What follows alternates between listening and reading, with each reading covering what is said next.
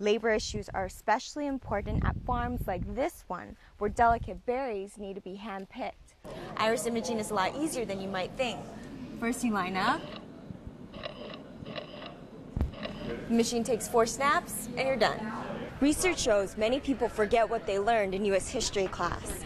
The U.S. Mint is rolling out a new dollar coin in a big way to change that. Chicago is one of many cities that ban using cell phones behind the wheel. Lalonde looked at data from the Illinois Department of Corrections.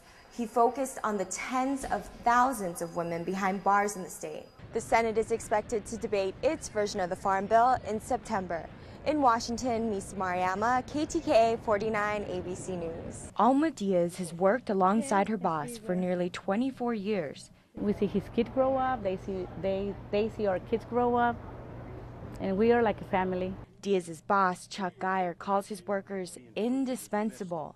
But soon, the federal government is expected to announce a new clampdown that could force farmers into a difficult choice. The Department of Homeland Security's new policy would force employers to fire workers with Social Security numbers that don't match their names. Geyer says his workers have shown him paperwork saying they're legal, but he's not sure the documents are real. If the burden of proof falls on me, I don't know that I would be able to prove 100% of the people that we have here as being fully documented. Labor issues are especially important at farms like this one, where delicate berries need to be hand-picked. But Kansas Congressman Jerry Moran says all growers need a simple way to make sure they're hiring legal immigrants. The complaint I would have is that we have a government process by which those work permits are granted that is terribly cumbersome, takes a long period of time, a significant amount of uncertainty. Some immigrants like Diaz have jumped through the necessary hoops to gain U.S. citizenship. Chuck says he's yet to receive what's known as a no-match letter from the federal government. But if he finds out his workers' Social Security numbers don't match their names, he will follow the law, even though it won't be easy. I don't know that there would be a whole lot of options. If what they're looking at is this name and this Social Security number don't match up, we may no longer be able to employ them. And for farmers and other employers who must balance labor demands, legal consequences, and old friendships, that means a long road ahead. Imagine trying to have a baby for 8 years. Then after dreaming and planning for nearly a decade, you find out your baby has Down syndrome. Immediately I started thinking that there were all these things that she wasn't going to be able to do. She would never appreciate an art gallery. She would never enjoy a vacation with us. She would never want to borrow my clothes. I mean, I just had all these strange thoughts that she would never be able to do anything. As more obstetricians and gynecologists offer prenatal diagnoses, more parents opt for abortions. That's why Senators Sam Brownback and Ted Kennedy are co-sponsoring a bill that would provide these parents more resources and support.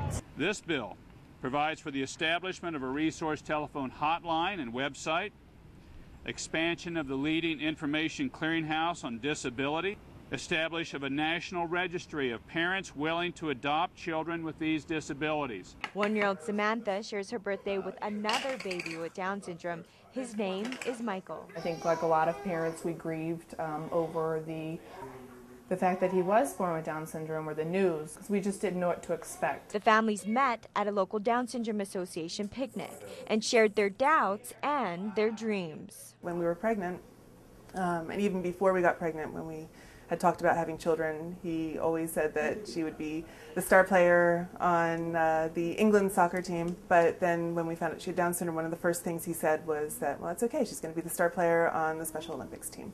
And teamwork is helping both families look forward to a brighter future. In Washington, Misa Mariyama, KTKA 49 ABC News. New York City Mayor Michael Bloomberg and more than 200 mayors are asking Congress to change what they call deadly gun policy. The TR Amendment is the most anti-cop, soft-on-crime law Congress has passed in years. The law limits access to gun records to law enforcement investigating specific crimes. Kansas Congressman Todd Tiahrt tied the amendment to a Justice Department spending bill 4 years ago. The National Rifle Association supports it. It would be used within the law enforcement community, within those local police jurisdictions. It wouldn't have done any good to have a journalist or a prosecutor or Mayor Bloomberg fishing through that information. The NRA donates regularly to T. Hart's campaign. Last year, he ranked 19th on a list of congressmen who received the most campaign cash from gun rights groups. But he says he's not a puppet for the organization. Well, the NRA does support my position because they too want to get illegal guns off the street. Anybody who wants to get illegal guns off the street would support the T. Hart Amendment. But a Minnesota police chief says cops and mayors need gun tracking data from beyond their city borders to fight crime. I can find out about one gun in one crime in my specific jurisdiction. I can't find out if that same source, if that same trafficker supplied 5, 2, or 6 guns in my neighboring communities. Unless those guns are linked to more crimes in his city. And that's a situation people on both sides of the T. Hart Amendment would like to prevent. In Washington, Misa, KTKA 49 ABC News. Illegal guns and criminals.